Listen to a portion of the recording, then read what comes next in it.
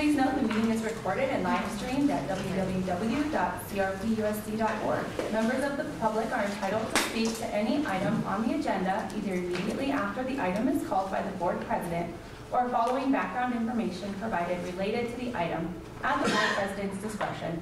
Each person is entitled to speak on any agenda item only once at any meeting. Although board members may seek additional information, participation in debate on any item before the board shall be limited to members of the board. Please fill out a comment card which will be given to the board president indicating the item you wish to address. Comments are limited to 3 minutes per individual and 20 minutes per item. So, the flag salute, Richard Crane Elementary School. So I'm not sure where our student is, but audience, if you'd please stand and face the flag. Right hand over your heart. Ready to begin. I pledge allegiance to the flag of the United States of America and to the republic for which it stands, one nation, under God, indivisible, with liberty and justice for all.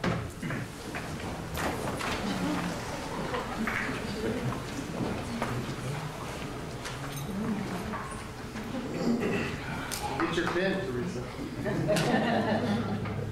Thank you.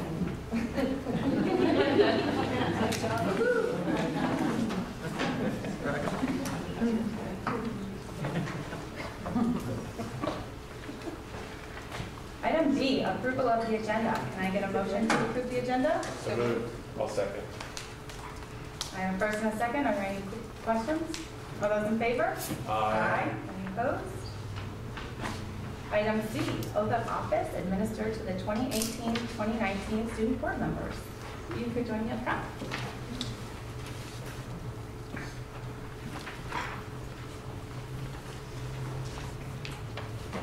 Yes. I state your name.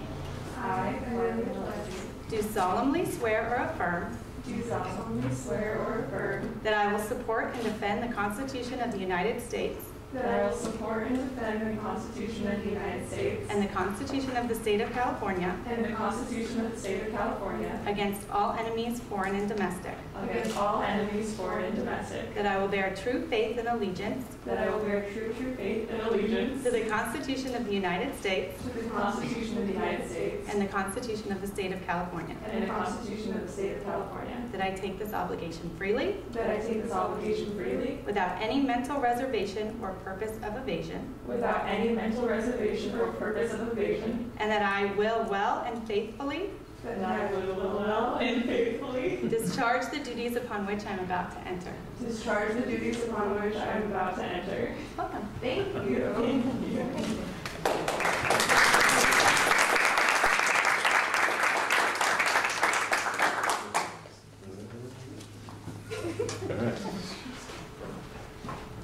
And three, everybody look good. 1 and 2 and 3 and uno mas. 1, 2 and 3. Actually, put your hands like this. There you go. And 1, 2 and 3. Perfect. Thank you. Thank you. Item D, presentation of constitutions. I'd like to invite community member Debbie LaVoy up to the podium, please. Well, good evening and welcome back, Board President Farrell, board members, Superintendent Dr. Haley, district officers, and audience members. My name is Debbie LaVoy, and I'm a former parent. My son graduated Ranch Cotati last year, and a former student of the Cotati Rohnert Park Schools. And I appreciate the fact that our district, as well as many institutions in our country, still recite the Pledge of Allegiance to our United States of America flag and administers the oath of office to support not only the California Constitution, but the United States Constitution to each board member and student board member upon taking their position.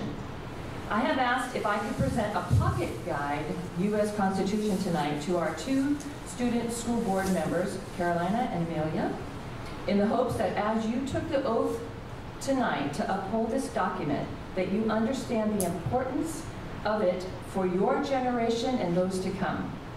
I understand that many history and government teachers are encouraging students to download the U.S. Constitution app, which is great, but it's also handy to have a physical copy as well. Thank you.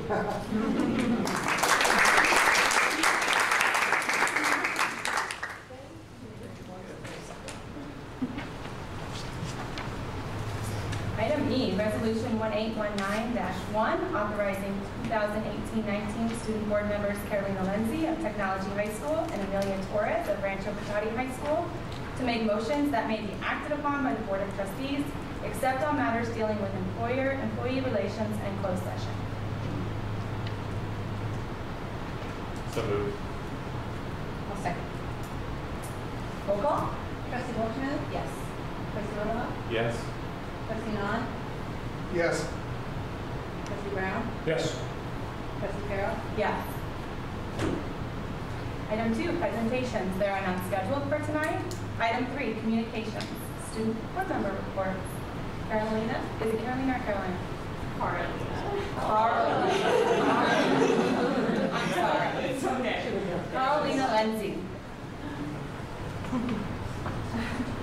Before the school year even began, Tech High's ASB was hard at work making sure the freshmen felt welcomed and excited to join the family. Freshman orientation made a splash with many bonding activities such as icebreakers, a competitive relay race, and learning the school chants. We gave them a tour of the campus and offered advice to help make their transition to high school smoother. Speaking of transition, school returned on the 14th, and we've all been slowly adjusting to our new classes, teachers, and block schedule. We ended our first week back with a visit from kindness advocate Houston Craft. Houston spoke to us about what it truly means to be kind, what usually gets in the way of us achieving that. His message was heightened by his charisma and tied together with stories that made us laugh and cry. He helped us get out of our comfort zones and to grow closer to one another and to grow as people. It was an experience we won't ever forget, and I'm sure its impact will be felt for a long time, so we all thank the district for helping to make it possible. On Friday, we had the back-to-school barbecue at M Park, put on by the PTSA. Students from all grades attended to eat food, hang out with their friends, and watch our girls and boys soccer teams scrimmage against each other. Along with soccer, our fall sports are kicking off their year with cross-country and girls volleyball. Although school hasn't been in session that long, we're already working on some future Tech High events. Tech High's birthday is coming up on August 30th, and we are planning on celebrating our school turning 19 with a party.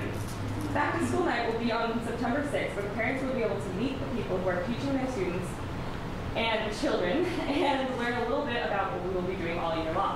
We have many clubs at Tech High, and it can be hard to keep all of them straight. So on September 14th, we're having a club rush where each club will have a booth set up. Students can visit the booths to learn about the different clubs and sign up for the ones that interest them. We are currently planning our first rally of the year, which will be school spirit themed to help build pride and introduce the freshmen to Tech High traditions. We're all looking forward to everything that this new year will bring. Thank you. Amelia Torres? Hi everyone, I'm Amelia Torres and I'm a senior at Rancho Cotati High School. Summer has come to an end and all the students are very enthusiastic about this coming year. The ASB class as well as Link Crew have been working to make everyone feel more acclimated both with the school year and with the new block schedule we're still getting accustomed to. As a back-to-school gift for the teachers, my executive board and I made little gifts for each of them as a good luck for the new year. The ASB class has been meeting all summer, planning different events to get everyone involved in the 2018-2019 school year. This past July, 8 members of our ASB class attended a core leadership camp at UC Santa Cruz to get ready for the new year. So far this year, we have painted our senior stage, had our senior sunrise, created paper pods with each student's and teacher's names, and are in the process of planning our Welcome Back rally, which will take place on September 7th and be luau themed. Football season has begun, and a ton of our crew came out last Friday night to support our team in their game against Sacramento, and we won that 16-12, which was exciting. We welcome all of you to join us at our next home game on September 7th.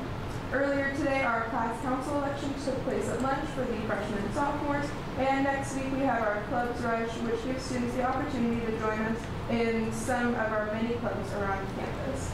And some of my personal goals for this year include tackling the vaping issue we've been having on campus and raising awareness and educating others about mental health. And we would also like to take this time on behalf of the ASB class to congratulate our new principal, Dr. Gansler, on his promotion. Thank you. All right. Item B, Bonner Park Cotati Educators Association report. President Brittany Deese. They have microphones tall enough for me. There you go. Good evening, President Farrell, Superintendent Haley, and distinguished members of the board, the 2 added additions to the board, and everyone who is present. My name is Debbie Zeese, and I am grateful to have the opportunity to represent members of the RIPSIA as president. I would like to thank the outgoing president, Jen Bozovich, and executive board for all the passion and hard work they gave to the association over the past 2 years. I would also like to welcome the new board that has already been working and planning for this coming year. David Freeberry, Linnea LaRue, Michelle McGinnity, and Kim Stainer. Let me give you a little of my background. I have lived and owned a home in Rohnert Park since 1984. Do you want me to tell you how much it cost? I won't. I have also been an educator in this district since January 2004. Both of my children, Josh and Sarah, attended CRPUSD schools. In fact, Sarah's class was the first graduating class of Creekside Middle School, now known as Lawrence Jones. And now I have 2 grandchildren attending schools here in this district. Okay, I'm aging myself. Maybe I'm old, but I am still energetic. I am looking forward to visiting sites where I can meet school staff, not only educators, but principals, office staff, maintenance, and district officials. Together we are CRPUSD, and we all work hard for the best of our students, schools, and community. Our goal for this year is to continue to build our membership engagement, unify our members, and to continue to strengthen the relationships and communication with the district and our community, all the while protecting our contract and supporting our members. I want to thank our community for supporting us with the parcel taxes and bond measures. And I want to thank Dr. Haley for his vision and implementation of those funds. I also want to thank you for the support you have given us through restored and increased salaries over the past number of years. The overarching theme for our team is kindness and respect. Kindness towards each other and a respect for our profession and expertise as educators. Let me leave you with a couple of quotes. The level of our success is limited only by our imagination, and no act of kindness, however small, is ever wasted. And just imagine how different the world could be if we all spoke to everyone with respect and kindness. Thank you. Thank you. Item C, receipt of official correspondence. We received a letter from Sonoma County Superintendent of Schools and Sonoma County Quarterly Treasurer's Report for the quarter ending June 30th, 2018 is posted on our website. Item 4, consent agenda. Are there any public comments for this item? Can I get a motion to approve the consent agenda? I move we approve the consent agenda. A second. Are there any questions? I have a first and a second. All those in favor? Aye. Any opposed? Item 5, educational services. Are there any public comment requests for this item? 5A, proclamation 1819-2 declaring September as School Attendance Awareness Month.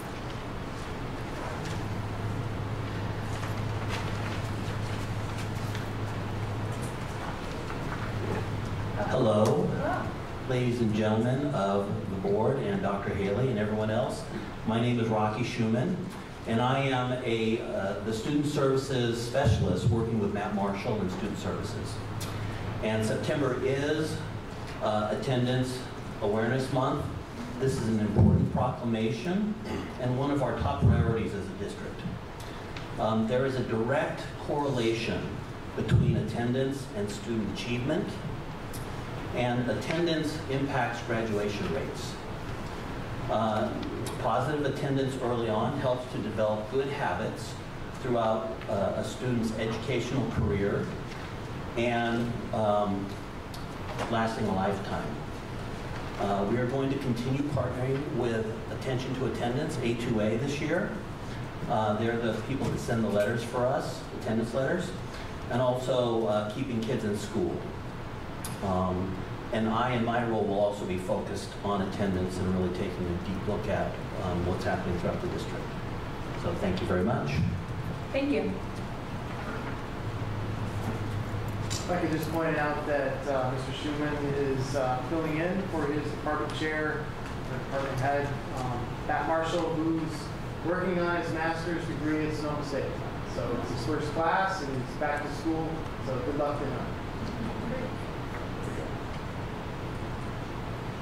And as usual, we'll get information throughout the year on how we're doing with attendance? Yeah, this is I know the proclamation. yeah, this was started, I think, by Sonoma County Office of Ed, just kind of, as we get back to school, let's focus on that. Equals dollars. And the opportunity to teach it both. That is correct. I move that we adopt Proclamation 1819-2 declaring September as School Attendance Awareness Month. I'll second that. Roll call? Trustee Wilson? Yes. Trustee Orla? Yes. Trustee Nahn? Yes. Trustee Brown? Yes. Trustee Farrell? Yes. Item B, ratification of 2018-19 California Interscholastic Federation representatives.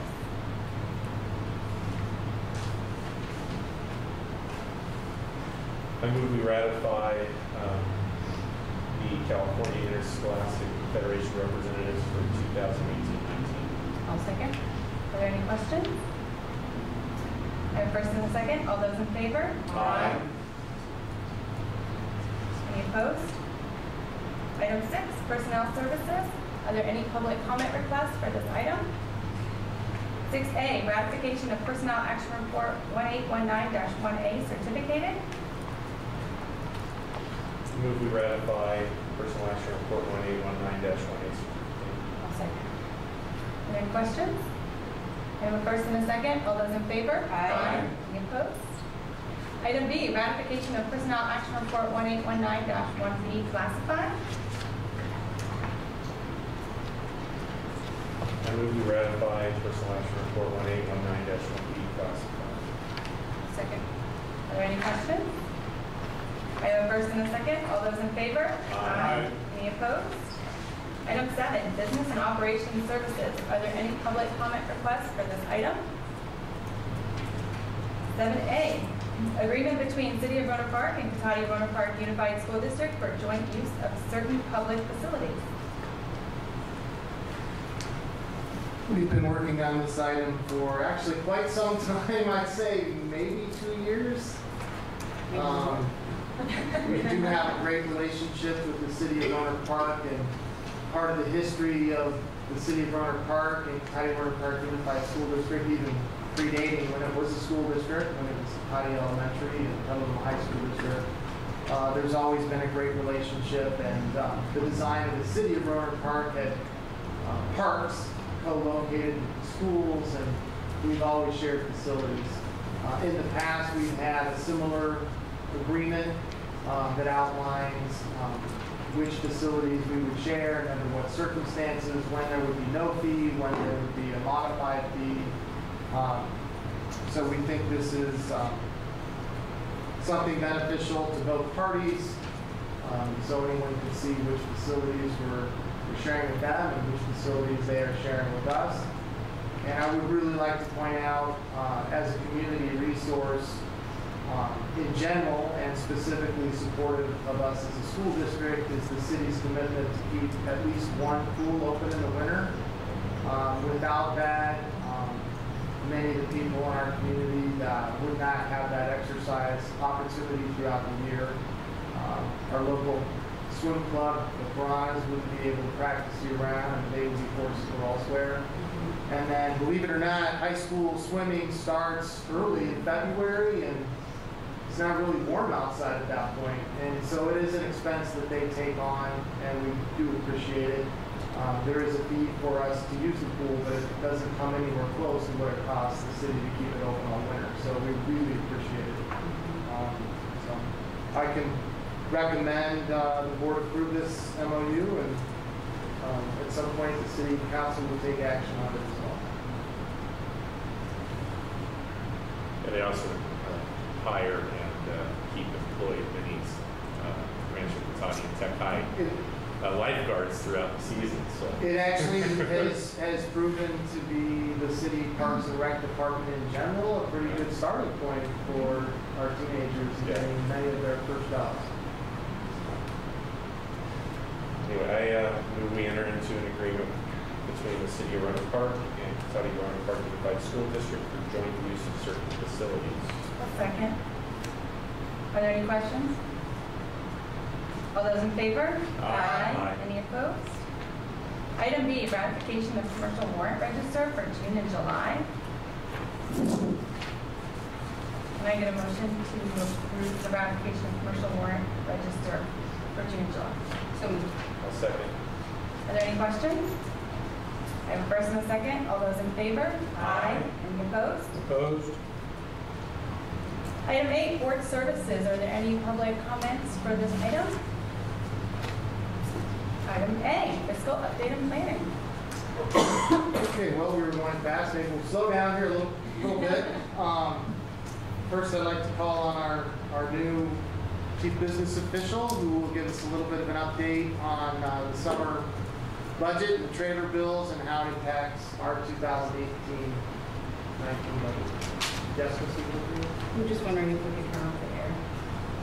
we do have our I second executive that. director here who will Everyone's putting on a jacket. put that out. Stay away. Thank you. Good evening. I wanted to just start off with some of the information regarding the state's final budget and how it will impact the district budget. So primarily, the first one was under the local control funding formula. The gap funding, or the actual COLA for that, initially was at 3%, the final budget is at 3.7%. That's going to cause an increase of our state revenues of $348,468. We also had a change on the one-time mandated cost dollars. Those went down from $275 is what we had in our budget to $184. That's going to decrease the one-time revenues by $502,071. That's a net change in our state revenues of a decrease of $153,603 for 2018-19. However, the overall decrease in state revenues because of the LCFF is an ongoing. This will actually have a more positive effect for us in the out years, 1920 and moving on from there. Unaudited actuals, we're going to be presenting those to the board at the September board meeting. The next thing I wanted to do is give an update on the parcel tax. The final numbers we have in so far, as we're still in the process of closing the books for 2017-18, we had $1,263,045. That was the final numbers for the parcel tax for 2017-18. That's actually an increase of the prior year by $15,236. So that's good news on that. Yeah, we're finally seeing the new parcels that are coming online, and as they do, they pay the parcel tax. Okay. Next item in the packet and posted online is the Community Investment Fund that comes from Greater Rancheria. And you see before you what we believe to be now the final budget plan for 2018-19. We've worked this out with the attorney representing the tribe. We have actually not had a meeting. We're prepared to meet with them if they would like, but thus far it's been handled through their intermediary. You can see the areas that we are looking at: school counseling and psychological support. And we specify to them the different positions that are being funded. So this is very supportive for our school community and social and emotional health of our students. The next area is community-based mental health support. We've had some community agencies that have had that we've worked with and had great success with, have their funding cut, and so we've stepped in to assist them. Also continuing to further implement restorative justice and practices. Bring that training and restorative circles to more schools. Positive behavior and support program, doing training at all of our schools to develop a better positive culture for our students, and again, have our classrooms open and inclusive and understanding how to use language with students. Thought that was important. We'll also get data about how we're doing that. And then last in that area is the Digital Safety Initiative continuing, an area that more and more impacts student social emotional health is their digital world. social media. So continuing to educate our staff, our students, and our parents, and the community about digital safety, we think is important. And then supporting us in some areas more directly focused on academic improvement, progress monitoring, after-school tutoring, and a significant investment in Go to the Future, which this year will encompass both John Reed Elementary and Technology Middle School, and they're working very hard on that. And then advancement via individual determination, again, something that we've done for many years and had funding cut several years ago. So we'll continue to implement AVID at our high school level. And then Naviance, which is a program used to assist the counselors and career guidance. So those are all of the items proposed to be funded from the Community Investment Fund. And then I was meeting with Robert earlier and confirming we do have some dollars set aside as a reserve. The way the funding started at the end, I got the date wrong earlier, at the end of 2016-17, Right. we were able to establish a reserve with the first initial payment because it came in the fourth quarter of that year, so it was accounted for in that year. And then a lot of these are estimates. We don't really know the final funding until, or what the cost will be until the end of the year. So if they're carryover dollars, we would keep adding them to that reserve until we reached our goal, which is 1 year of estimated funding, so that if it did go away, we would have an opportunity to find other sources of funding or make program adjustments. The key word is that hopefully it doesn't go away. Hopefully this revenue source remains consistent. These are all valuable contributions to the district. And the only risk of one-time money is good, but if it one time doesn't go long-term, then we have to either... Yeah, if one-time money doesn't come one time. When it comes one time, then we have an issue.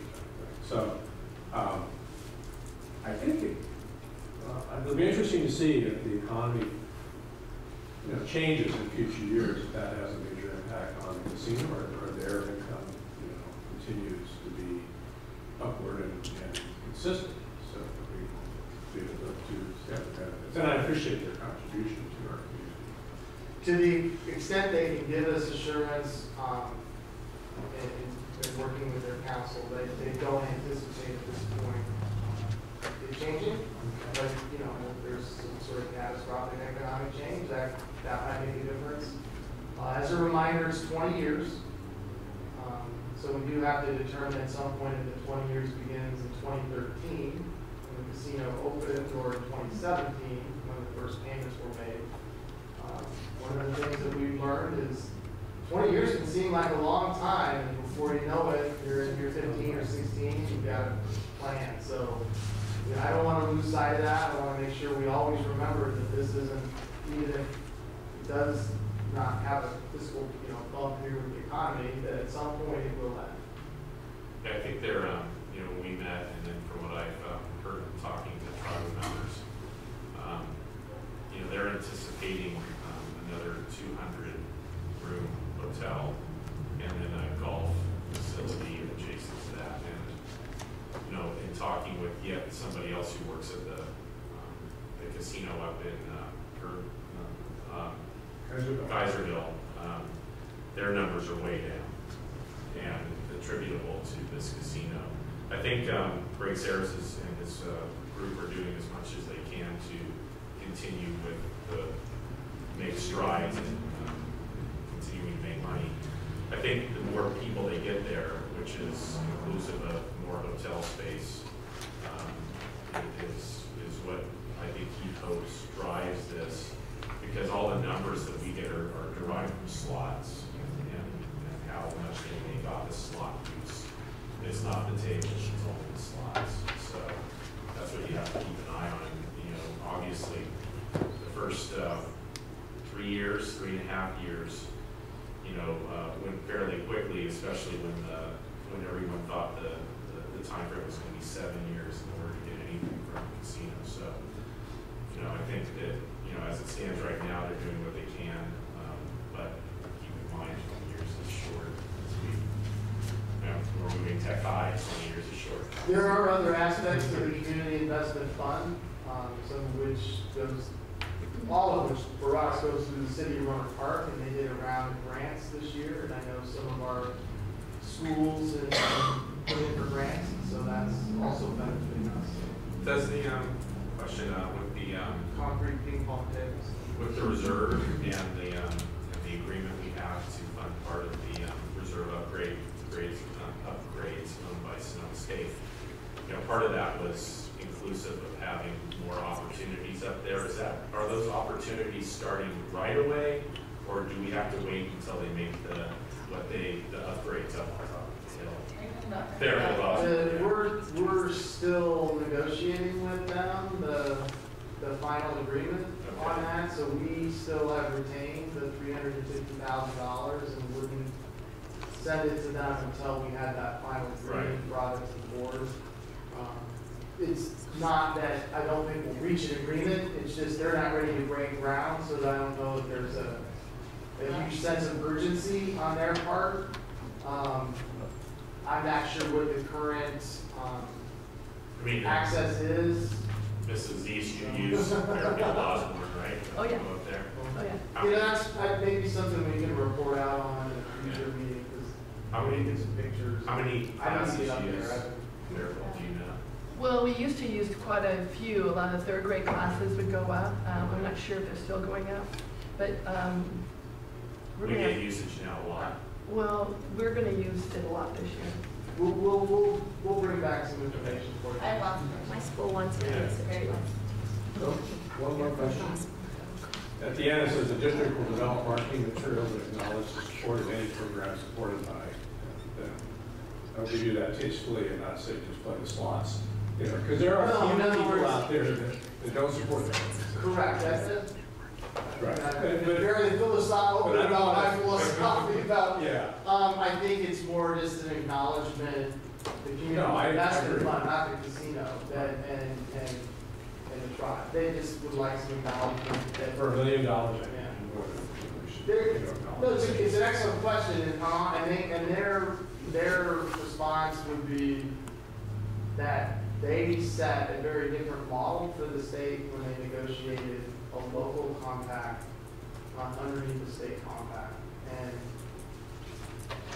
again, editorializing, I don't necessarily believe casinos are great in communities, but it's here. And with that said, I think they've been fair partners and definitely trying to support local communities, local agencies. Absolutely. They haven't asked for anything yet.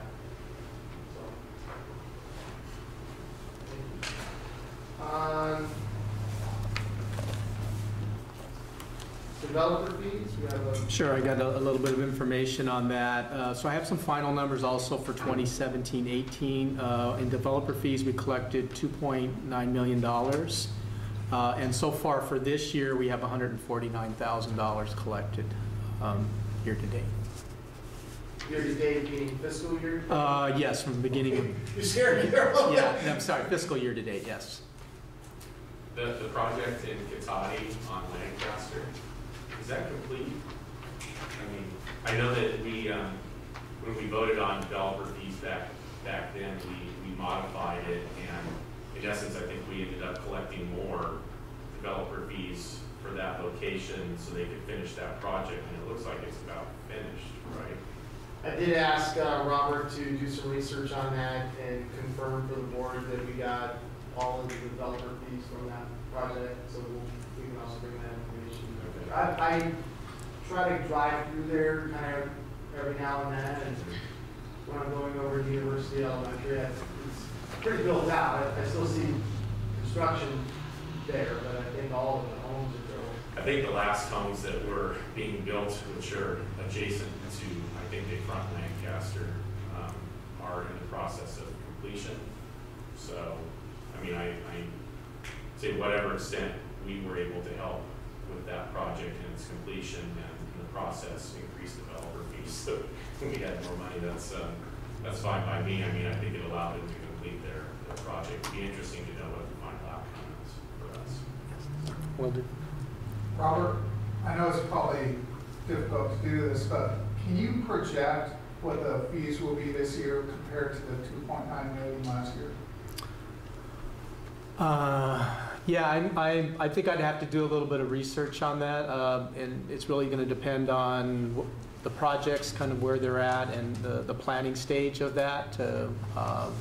We can take a shot at it and kind of see what our estimate would be for the year.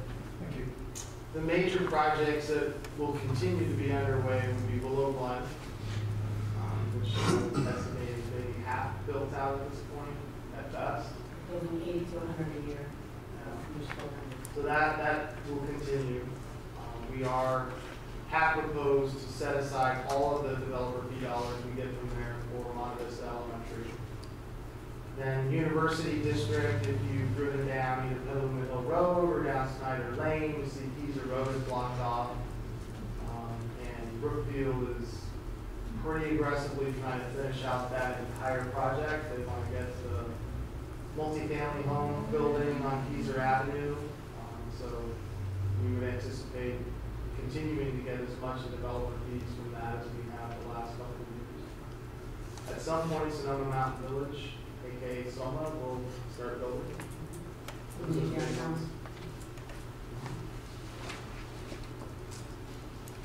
Then I'll give you an update on facilities. First of all, I'd like to thank Josh Savage, our executive director, who's here with us tonight, representing the entire team that we had in custodial maintenance and operations that really transformed John Reed Elementary School. I've been visiting it continuously since last spring, watching them in amazement. The talent level that we have in that department is really impressive. And I think, it starts with Josh and his supervisor, Romero, and just goes all the way through. What we were able to do, I think the only vended contract we had there was for the carpet, and pretty much everything else, including the sheet metal work, was done by our own staff. If you haven't visited John Reed Elementary, I encourage you to get a hold of the principal, Monica Fong, who's here, and go over there and take a tour and see what our staff did. And next time you see, a classified support staff member at your site or another site or out in the community, thank them for their hard work. During the summer, they all work together, and they all form a team and go district-wide. And we were amazed enough that we held a barbecue for them. After they were nearly complete, they had to go back to the work. And thank Trustee Orloff for helping barbecue with me, and it was really a special moment. We did it in the quad at John Reed, and I just can't thank them enough. And they really worked hard. So again, if anybody would like a tour, I'm not kidding, we'd love to make that arrangement, including student board members. If I can add to that, I did take a tour that day, and the work there was phenomenal. I can't say enough about Josh and Romero and their staffs. I mean, when I found out we did the sheet metal work on all the gutters, that's pretty impressive, because that's usually a pricey item, on any subcontract. And the painting is very precise. If you look at any of our locations, there's lines in all the stucco that have to be it's pretty intricate. And then, the fact that with the new portables out there that are supporting our special ed program, and all the new furniture, all there's exposed beams in every classroom that have been cleaned up. I mean, it's pretty impressive. I think people need to get over there. If you haven't. It looks fantastic. The new entryway without the starry, flowery thing, where you can see right into the quad. And going back to the portables, we drove by, one day in July, and they were ugly and brown, and now they match the rest of the school, and the whole school looks fantastic. So thank you, Josh. Has every room in a different color other than maybe orange rulers? It's very pretty now. It looks good, and everything inside looks like it's a new school, so it's very impressive. Great job, Josh. Next, Technology High School. So where we're at there, over the summer, WLC, the district and Wright, went over the plans. Pre-application was submitted to DSA June 25th. The shop areas were designed and with the school site. They've been very cooperative. Staff members from the school working with our architect thus far has been great in terms of getting information from us and staff. Increment 1, which would be the admin building, the B and C wings, which will be primarily classroom based, and the kindergarten building. So that's increment 1. That was all submitted to DSA on August 1st. Then increment 2, which would be the shop building, the lab building, and the parking lot, was submitted to DSA on August 15th. So we are in DSA. There's still quite a bit of work to be done with DSA based upon comments and revisions. Although this is kind of the time in a project where we explain that the school construction process is very different than other public construction processes. We will spend a significant amount of time working with DSA to get final approval. And actually, we will have a very, very tight timeline to have the project finished by next August. We are hopeful, but we may have to take some very proactive stances with DSA in helping them see the sense of urgency that we have, because really, it's difficult to come up with a plan B to house 360 students. So we really need to have even if the entire project's not complete, the main student housing area is complete. So, but we could have everything done. We'll work very aggressively to get DSA to get the plan through. Could weather be an element if it was a real wet winter? If we get approval by DSA to start? Yes and no. For this particular project, there's not a lot of turf work. Okay. So that's, we've already got slabs, so we're working with things that are already in place. We've asked that question of Wright Construction. They seem pretty confident. Weather can always have an impact, but they plan for it. Having observed the kind of work that goes on even in inclement weather in the Theater Academic Gymnasium building, they continue to get a lot of work done. I know when we planned that, their main concern was the dirt work and getting the foundation in. If they can get through that, they can work in inclement weather. We already have that in place. Next project, Evergreen Elementary.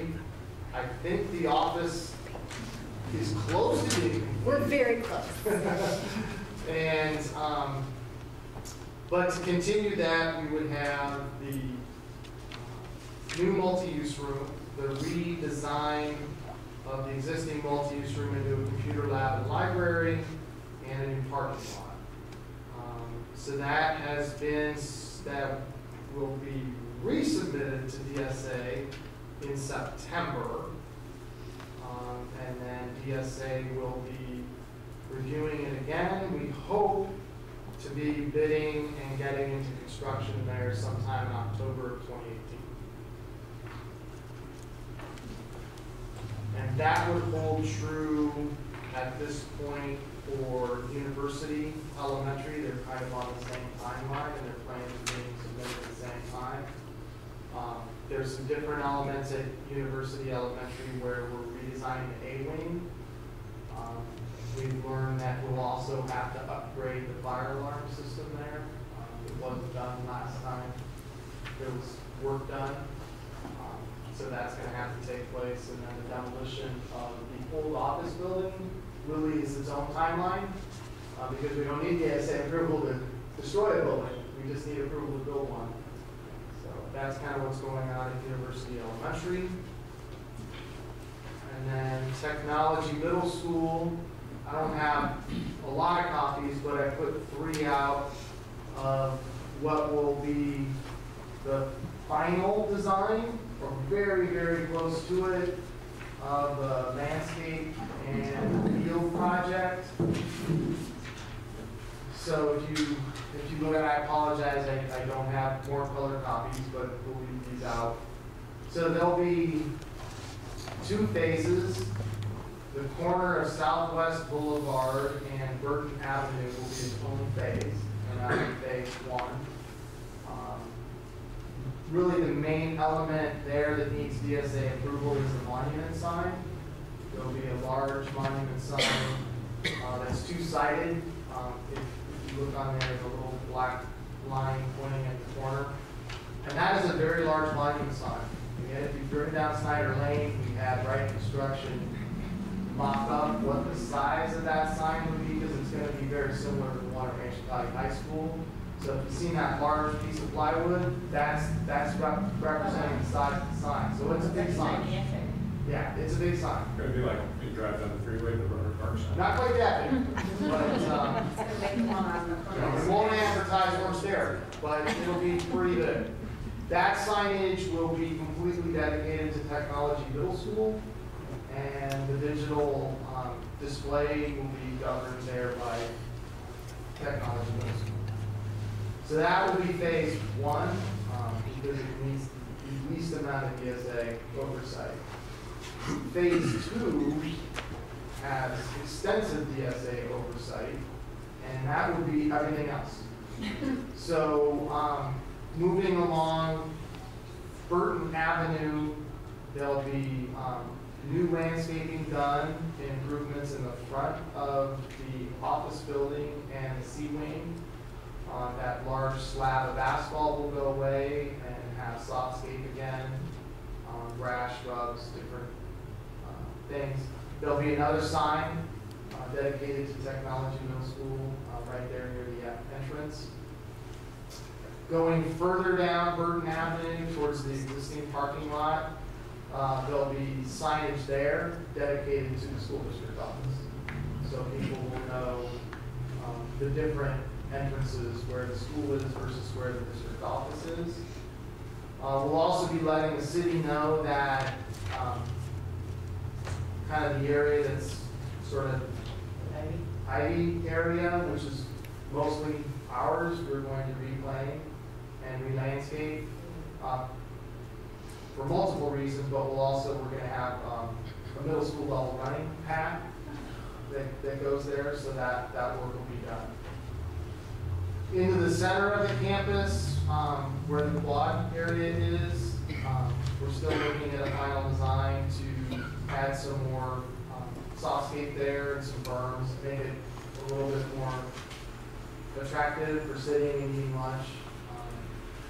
To the back of the campus then, the main part of the field project would be realignment of the baseball and softball fields and a rubber high school level track and soccer field.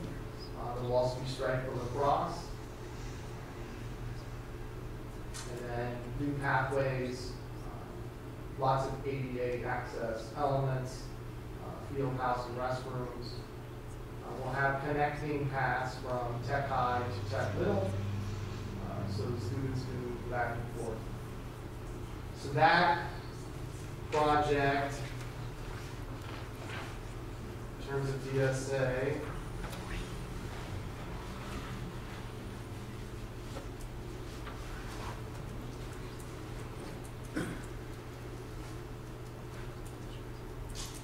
we're hoping to have the construction of phase 1 underway not too long from now, done sometime by October.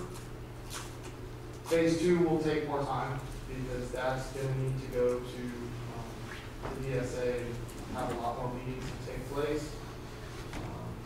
So we're looking to submit to DSA on October 8th, phase 2. Hoping to get DSA approval by February of 2019, and then get them construction as soon as we can. That project will probably be more impacted by water, because that's a lot of moving of a lot of dirt. Turf or AstroTurf are going to be used? The soccer lacrosse field will be field turf, AstroTurf. Okay. The baseball softball field will be grass. Okay. And then also co-located with the soccer field will be an auxiliary not the soccer field, softball field, on auxiliary soccer fields, right, for practices. I'm just surprised traveling around this summer, following grandkids to baseball tournaments and stuff. A lot of astroturf. We considered that. It would, in the short term, add considerable expense. Right. In the long term, it's more maintainable, but at this point, I just don't think we have the budget to do that. And water's an issue in some of those places. The design that you see of the baseball field, I know some of you are baseball fans. The outfield. Not anymore. How are the A's doing? I heard the A's are doing okay. great, yeah. Switch. There you go, join the team. Green and gold. It is flip-flopping the field, but the current outfield fence is 300 feet and it maintains that 300 feet. But it's psychologically different when you're getting towards buildings or parking lots than away. So we are dealing with that in terms of how we construct the outfield wall. And per our most recent meeting, we'll probably go with a non-symmetrical outfield on the baseball field. So kind of a little major league. We'll have a longer, You're suggesting whatever, to left field. a green monster or something out there? Well, in right field, we may need a little bit of a green monster, you know, and then in the center field, we'll need a little higher protection there as well, and then it's going to be a little longer in left field. So. If the Giants were playing there, there wouldn't be any home runs there. And then Lawrence Jones Middle School, we've completed the fire alarm project, and the band room is in the SA, and we're going back and forth with the SA. We're hoping to be completely out of the SA by September, at the end of September, and go to bid and start construction in October.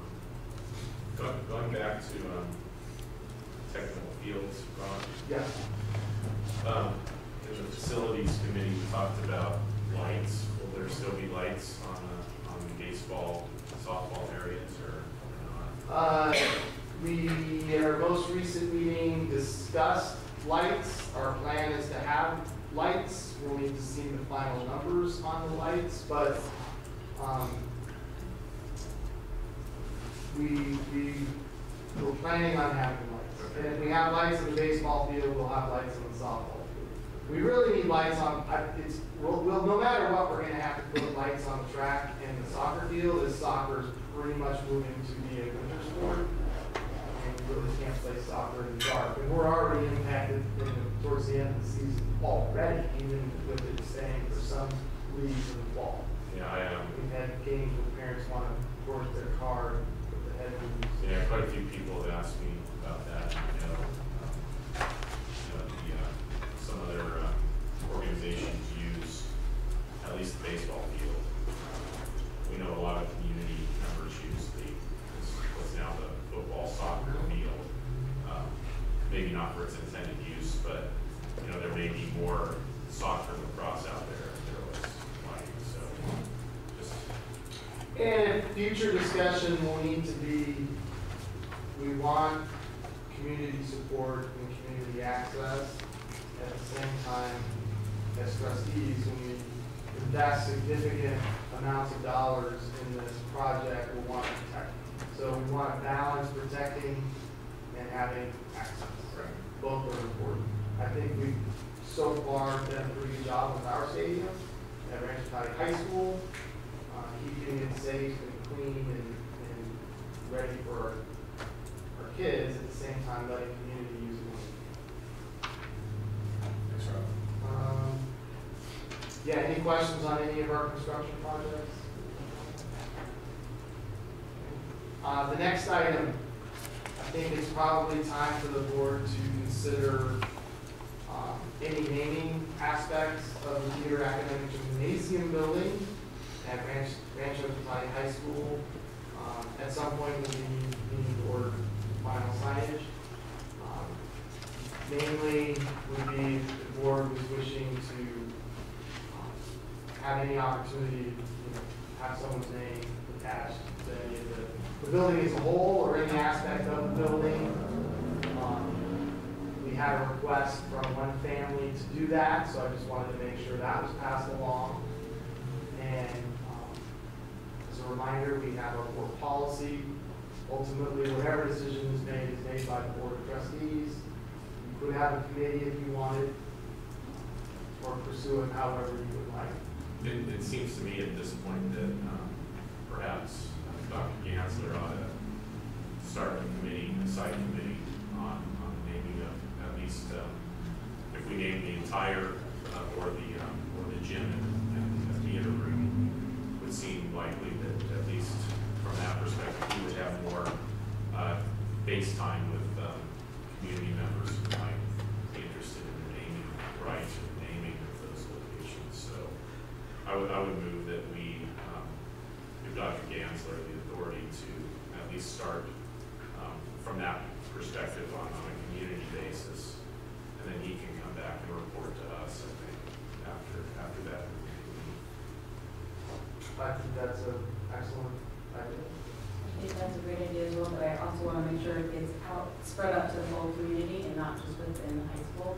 Oh, yeah. Oh, yeah. One of the things that we always need to keep in mind with these construction projects, these are 50-year projects, you know. So we need to be thinking about who's going to be teaching and playing basketball or giving a speech or singing a song 50 years from now, not just who's sitting here today. Yeah, no, I mean, we open it up to. You gonna be here? I'm gonna be here. I'm pretty sure I'm not gonna be here. We'll see. We'll see. Almost Elijah. Sorry.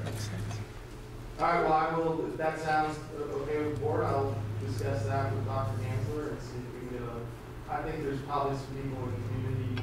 I'm not just saying site staff, but you know, led by him, that there might be some people. Well, you know, the PTA probably has people they know. I mean, you know, there's probably some long-standing. You know, there's an alumni group there too, right, Jim?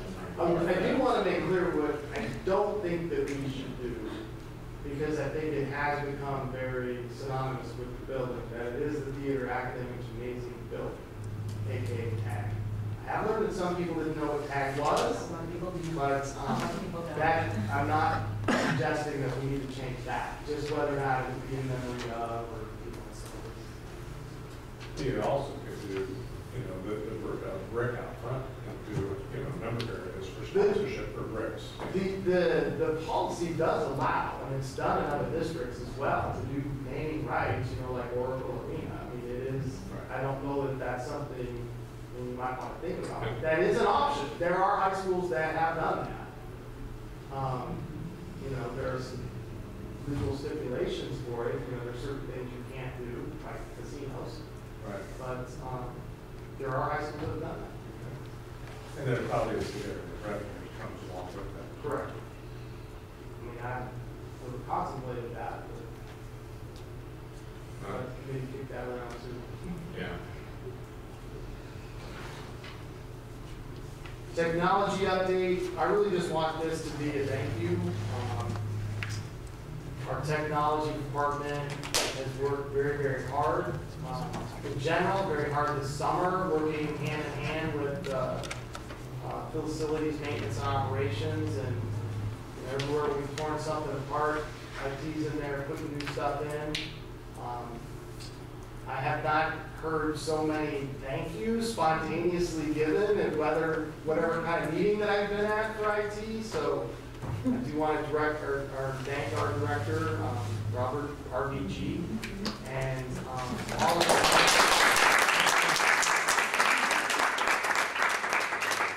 they are very service oriented, and they had a tough summer because they had to be deeply involved in our transition to power schools and take on a lot of responsibility for that. I tell people all the time, there's so much that occurs with the student information system behind the scenes that people don't see, and it needs to work. And so Robert and his team have been doing that as well, and they've done a great job. So that my report is there to thank you. I would like to reiterate that. I was riding bikes by with my kids on a Saturday afternoon, and I saw the tech guys coming back from lunch. So they were here weekends over the summer. They were here all summer long into the night. They've come to so far Richard Craig's back to school night to help people sign up for Power Schools and make sure everybody can log in. And so I appreciate all the hard work. So please thank you, staff, Robert. Under safety update, we did host, or help host, I should say, the Safe Schools in a Challenging World Conference in July. We had over 60 districts from around the country here, probably 100 people total, a lot of industry experts. Some great presentations. I would say where we're at as a school district is pretty much at the forefront, and some of the plans and the thinking that we've been doing. It was great to hear validated by, as I said, different experts from around the country. We'll continue to participate in that process. I'll continue to participate in the state task force. I can't say for certain that we started the Observe Think Act, OTA, but that's kind of taken off and getting away from just this rote idea of how we respond to different crisis situations or rote how we evacuate from a school. Those days are gone. Really want to thank our principals, our teachers, and our support staff for the work that they've been putting in to safety and all the tragic situations and things that occurred, last spring took a toll on all of us. Another thing emphasized at that conference, and we really want to make sure that we're always explaining to our community that you have to understand the risk, and our schools are safe, and schools are safe, and schools are safe places for kids to be. We don't want kids to be thinking, hey, I can't go to school because something horrible might happen. It does happen, and it has happened, and it's horrible for those families and those kids, and my heart beats for them. On the other hand, having our students in school is where they should be. That's where we can work with them, keep them safe, help them academically, help them emotionally, and help them mentally, and keep their whole person safe. So just wanted to emphasize that. We did have our first principals meeting dedicated for the most part to safety and reminding our principals of what they need to do with their school sites. Going to be another thank you to our maintenance and operations team and technology team working hand in hand. So we have new radios. So we have two types that can talk to each other. I'm told these are actually the ones that are used by public safety. So at our school sites, we'll have a certain amount of radios that communicate across the district with scanning technology. So whether or not you're on a channel or not, you can hear potentially an emergency situation. Even if you were over a pond or Thomas Page Academy, you would be able to communicate with the district office with this radio. We've put repeaters. We have 3 around the district, and we've been testing our coverage, and so far it's been pretty well. In the conference and in the task force, we're starting to identify areas of safety. For instance, this would fit into the category of infrastructure and technology, which we've put together.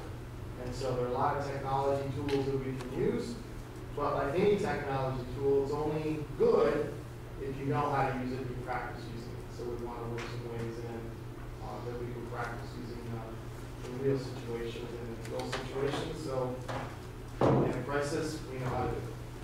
So that's a pretty good improvement.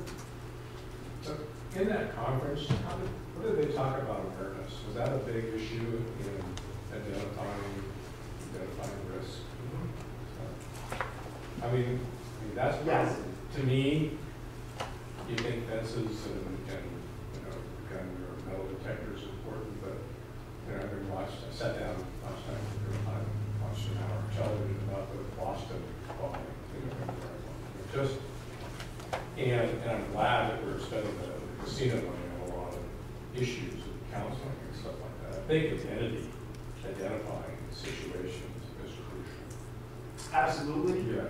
So, and that's one of the phrases that has also kind of been out there in this school community at large, where we all want our kids safe. There's areas where there's high degrees of agreement and areas where there's low degrees of agreement. So, for instance, we know that investments in the social and emotional health of our students pays off. They're going to be better in school, they're going to stay in school, they're going to feel better about being in school. So, more school counselors in general, very high degrees of agreement, investing dollars there. Versus, you mentioned fences. There are different theories on whether or not schools should be fenced. And if they're fenced, what do you do with the points of entry? You have armed guards there. What if the armed guards leaves? You have metal detectors. So there's probably low degrees of agreement on that. There's still research being done and people considering options. But in general, the more we're connected to our students, the more we listen to them and really respond to what their concerns are and have them feel safe in school. Absolutely. Huge investment, and we were hoping to invest a lot of the dollars in the casino with that. And thankfully they supported us in that effort. Then there's also technology that we can use in that area as well. For instance, our Stop It app has proven to be pretty powerful. I think we intervened in some pretty serious situations over the course of the last year or so since we implemented it and kept some kids safe that otherwise might not have been safe.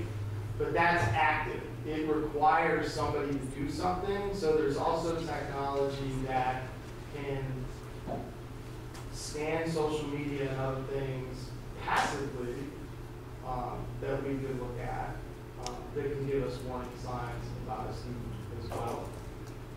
So I think being in touch with our students and our families pays off, and learning in advance and being able to be proactive.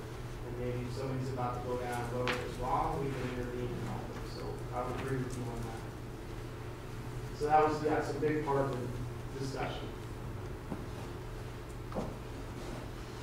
Any questions on that?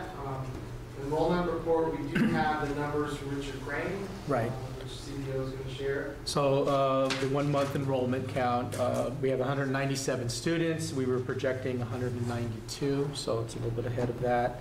And just a reminder, starting September, we'll have our regular monthly enrollment reports for the board. Yeah, we're really working right now to make sure we're getting accurate numbers from our school sites. We focus every day on that for 10 days. Before we're pretty sure we have a firm figure, and that's made a little bit more complex this year with the implementation of Power Schools. But we'll give a full report on that in September. Is Creighton now more or less closed or full as it pertains to new students? I know that when people move into the area, they find a year-round program. They're sort of a month late. So I mean, is it more or less closed now, or are they still accepting our classrooms? I'd have to take a look at the numbers. All right. That's a great problem to have. I really hope that I get a phone call tomorrow saying, hey, can we open another class or pay some overages? That'd be great. I mean, 197 I think is phenomenal. Given where we started. And now that's up through 5th grade. Yeah. So they're good students. It's always fun. Oh, well, yeah. There's something else. Yeah, we have some great 6th graders here. That came from Richard Crane. So the increase attributed to new students or some students transferring from other schools? There's 3 Ks. Last year there was only 1. So there's 2 additional classrooms and then more in each of the other classes. I mean, I'm interested in district-wide. Did they come from within the district, or did they come? I think a little of both. A little bit of both. And I think that I like them all outside. Well, 50 more. I like them all to come from the new houses or people. Well, okay, excuse me. Yeah, we still looking at the number of houses being built. I think if we take a medium range view, we need to say 5 years. Sometime in the next 5 years, we're going to statistically have to see some amount of students being generated. If we have, and I think a reasonable estimate of 2,500 occupied homes 5 years from now that aren't now. And that should generate 700, 800, 900 students. So we need to figure out at what point we're going to start seeing more enrollment. We have some. We've had some from Little Platte. We've had some from the university district. It's not at the rate that we would hope. So it's, I think, attributable to the hard work that we've done and everybody's done together to stop our decline in enrollment, but we haven't really reached the point where we're seeing the incline in enrollment, and we need to figure out why. I think, I'm just looking at my environment, my neighborhood, and, which is, I guess, probably more of an aging neighborhood from a school age perspective, but, I think there's some movement because, I don't know if it's to university or Willow Glen or what, but I've got 2 kindergartners in my cul-de-sac, which would have been unheard of a few years ago, and they're both Han students. And so I think that's sort of pretty cool. It's nice to see youth in my neighborhood. And so I think we're seeing houses at least turn over in some neighborhoods. I don't know if people left because of fires or what happened, but I think that it's not just birth rates now. I think at least from my own neighborhood, my perspective, seeing younger families moving in. Yeah, that made me think of maybe a little experiment we could do going back to the development on East Cotati. The name escapes me. Do you know the name? Village Mall. Yeah, that sounds right. It's one of those, look at the sign every day. We know the names of those streets, and we could look in our database, because I drive through there and I see kids. So there are definitely kids in there and school-age students, and see, okay, do we have any enrollments from there? Are they gone somewhere else? One of the concerns I have is being in Sonoma County with so many school districts so close together, I'm thinking that people may be keeping their kids at the school that they came from with these. You move into a new house. It doesn't always work neatly, and move in June and kids go to school in August. Oh, it's available in October. So you can move in on October, 12th. Well, do you want to change your kid's school or just keep them where they're at? It might be a 5-mile drive, and within 5 miles you could be at quite a few different schools, or 10 you could be at many. So they may be thinking, well, I'll let my kid finish at Meadowview Elementary, but when they go to 6th grade, then I'll transfer them. That's something I consider maybe going on that. I don't know. At some point we'll get more students. The other thing to watch is to see what happens with profit. Because they've had discussion about making it statewide, where you can take your tax base when you downsize after you're 55 and taking it anywhere in the state, which would make a huge difference with people who want to retire and take their tax base with them. So that'll have a huge influence. That'd be good for real estate agents.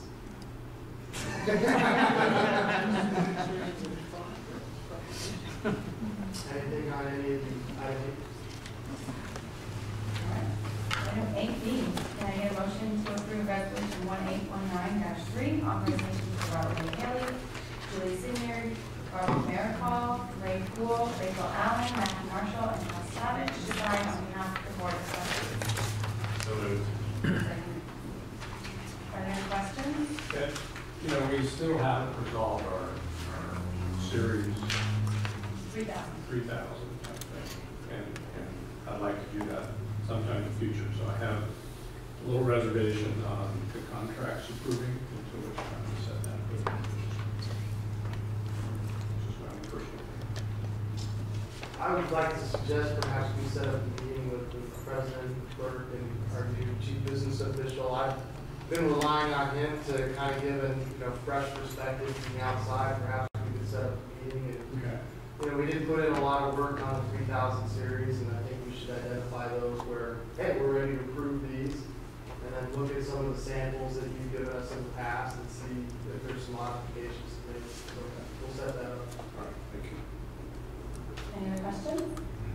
Roll call. Trustee Lopez? Yes. Trustee Orlock? Yes. Trustee Nam? Yes. Trustee Brown? No. Trustee Farrell? Yes. Item C, can I get a motion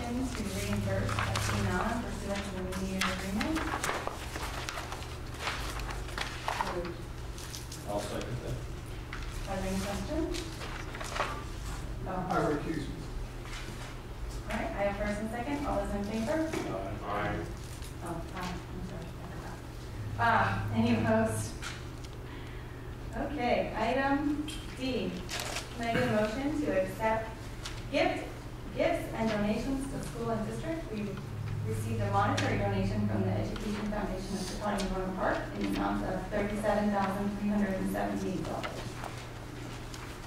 I move we accept the gifts and donations to schools and districts in the amount of $37,378 from the Ed Foundation of Cotati Rohnert.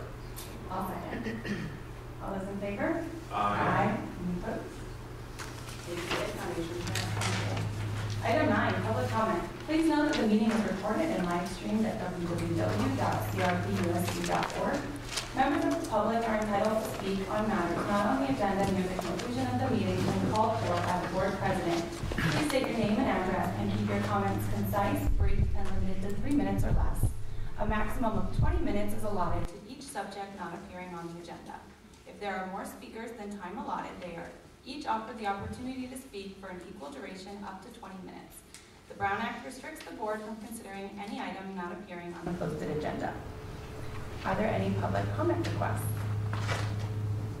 Okay. Item 10, we're going to convene to close session for a conference with Agency Labor Negotiator Robert A. Haley for CSEA Chapter 645.